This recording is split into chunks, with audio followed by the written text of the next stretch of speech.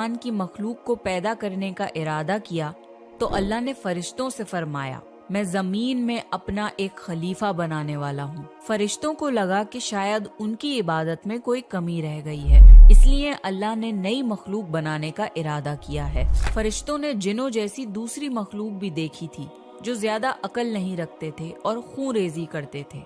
फरिश्तों ने अल्लाह से कहा, ए अल्लाह, हम तेरी तस्बीह, हम्द और पाकी बयान करते हैं। क्या तू ऐसी मखलूक पैदा करेगा जो जमीन में फसाद करेगी और खून खराबा करेगी?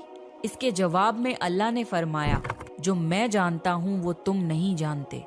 फरिश्तों ने आपस में कहा कि अल्लाह ताला जो भी मखलूक पैदा करेगा वो हमसे ज्यादा इल्म नहीं रख सकती। फिर अल्लाह ने आदम अलैहिस्सलाम को इल्म से नवाजा और उन्हें कुछ चीजों के नाम सिखा दिए।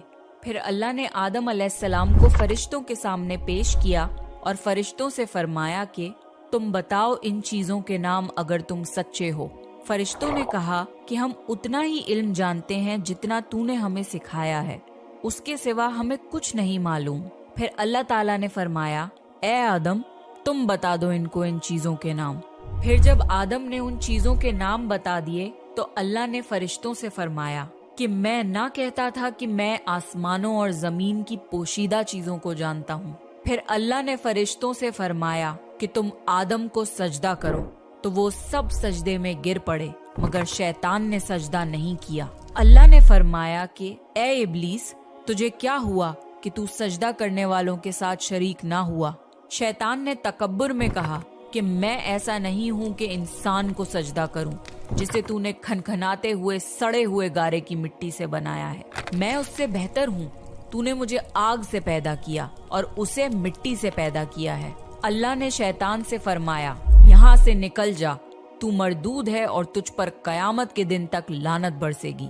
शैतान ने कहा, मुझे कयामत तक मोहलत दे।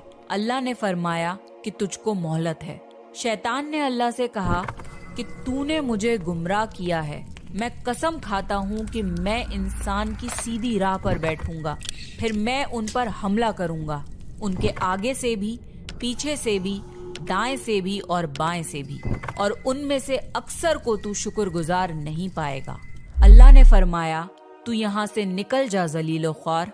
जो उनमें से तेरा कहना मानेगा तो मैं जरूर तुम सब से जहन्नुम को भर दूंगा। बेशक मेरे खास बंदों पर तेरा जरा काबू नहीं चलेगा।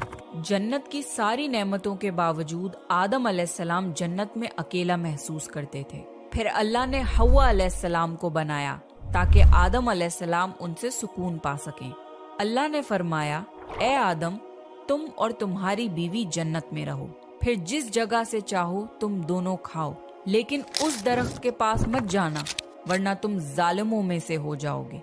फिर शैतान ने उन दोनों के दिल में वसवसा डाला और कहने लगा, तुम्हारे रब ने तुम दोनों को इस दरख्त से इसलिए मना किया था कि तुम कहीं फरिश्ते ना बन जाओ या कहीं हमेशा जिंदा रहने वालों में ना हो जाओ। और शैतान ने कस्में तक खा ली कि वो उनका खैर ख्वाह है। बस मरदूद ने धोखा देकर उनको दरख्त की तरफ खींच ही लिया। जब हजरत आदम और हव्वा अलैहिस्सलाम ने दरख्त के फल को खा लिया तो उनके सतर की चीजें खुल गईं और वो दरख्तों के पत्तों को तोड़ तोड़ कर अपने ऊपर चिपकाने लगे और सतर छुपाने लगे। फिर अल्लाह ने उनको पुकारा और फरमाया, क्या मैं तुम दोनों को इस दरख्त से मना न कर चुका था और ये न कह चुका था कि शैतान तुम्हारा खुला दुश्मन है? हजरत आदम और हव्वा अलैहिस्सलाम ने कहा कि ए हमारे रब, हमने अपने ऊपर जुल्म किया और अगर आप हमें ना बख्शेंगे और हम पे रहम ना फरमाएंगे तो फिर हम तो जरूर तबाह हो जाएंगे। अल्लाह ने फरमाया कि तुम सब जन्नत से नीचे उतर जाओ, अब से तुम एक दूसरे के दुश्मन हो और तुम्हारे लिए जमीन पर रहने की जगह है और एक मुद्दत तक नफा हासिल करना। अब तुमको वहीं जिंदगी गुजारनी है और वहीं मरना है और वहीं फिर से पैदा होना है।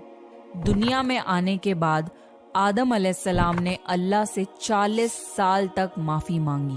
फिर अल्लाह ने आदम अलैहिस्सलाम पे रहम खा के उन्हें माफ कर दिया और फरमाया कि तुम और तुम्हारी औलाद दुनिया में रहो और ये बात याद रखो कि जब मेरी तरफ से कोई नबी हिदायत लेकर तुम्हारे पास आए تو تم اس کا کہنا ماننا، اور جو لوگ میرے نبیوں کی بات کو نہیں مانیں گے اور ہماری آیتوں کو جھٹلائیں گے وہ دوزخ میں جائیں گے اور ہمیشہ اسی میں رہیں گے۔ پھر حضرت آدم اور حوا علیہ السلام دنیا میں رہنے لگے، انہی سے انسانوں کی نسل شروع ہوئی۔ آدم علیہ السلام تقریباً 900 سال زندہ رہ کر وفات پا گئے۔ قرآن کے اس واقعے سے ہمیں یہ ہدایت ملتی ہے کہ جب شیطان نے غلطی کی تو اس نے معافی مانگنے کی بجائے تکبر کیا اور اللہ کو ہی اپنی گمراہی کا الزام دیا۔ پر جب آدم علیہ السلام سے غلطی ہوئی تو انہوں نے اپنی غلطی مانی اور فوراً توبہ کری، اور تب تک معافی مانگتے رہے جب تک اللہ کو راضی نہ کر لیا۔ آدم علیہ السلام کی سنت یہ ہے کہ جب انسان سے غلطی ہو جائے تو وہ اللہ سے اپنے گناہوں کی معافی مانگے